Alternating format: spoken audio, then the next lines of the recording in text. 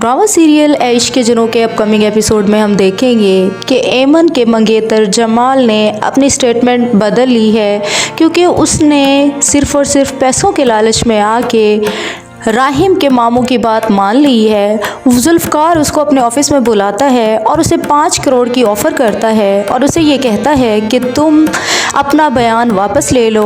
वो उससे इकरारनामे पे साइन करा लेता है, जिसके बाद जमाल अपनी सारी स्टेटमेंट तब्दील कर देता है। वो प्रेस कॉन्फ्रेंस से ये बताता है कि जो कुछ भी हुआ वो सिर्फ़ और सिर्फ मेरी वजह से हुआ, मैं ही कसूरवार हूँ, क्योंकि एमन मेरी बचपन की मंगेतर थी और वो राहिम में इंटरेस्टेड हो गई अपने ही होटल के मालिक से, जिसकी वजह से ये सारा कुछ मैंने उसके साथ किया।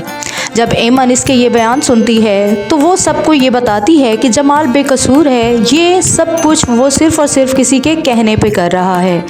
दूसरी तरफ राहिम जो बाइज्जत बरी होके वापस आ जाता है, पुलिस वाला उसे बताता है कि असल मुजरिम ने इकबाल जुर्म कर लिया है, इसलिए तुम अब जा सकते हो।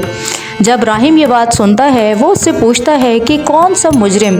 तब उसे बताया जाता है कि जमाल असल मुजरिम है, जिसका राहिम को भी यकीन नहीं आता। अलबत्ता राहिम के बाहर आने के बाद उसकी माँ और उसका भाई शहरोज़ बहुत ज़्यादा परेशान हो जाते हैं, क्योंकि असल मुजरिम वही होते हैं। अब उनको ये डर होता है कि राहिम बाहर आके शहरोज़ के साथ क्या हशर करने वाला है। उसके बाद उसका मामू उसे ये बताता है कि मैं असल मुजरिम को जानता हूँ, तुम कभी भी मुझे नहीं झुठला सकते, क्योंकि आफिया ये चाहती है कि मेरा भाई मेरा साथ दे और शहरोज़ को बचाने में मेरी हेल्प करे।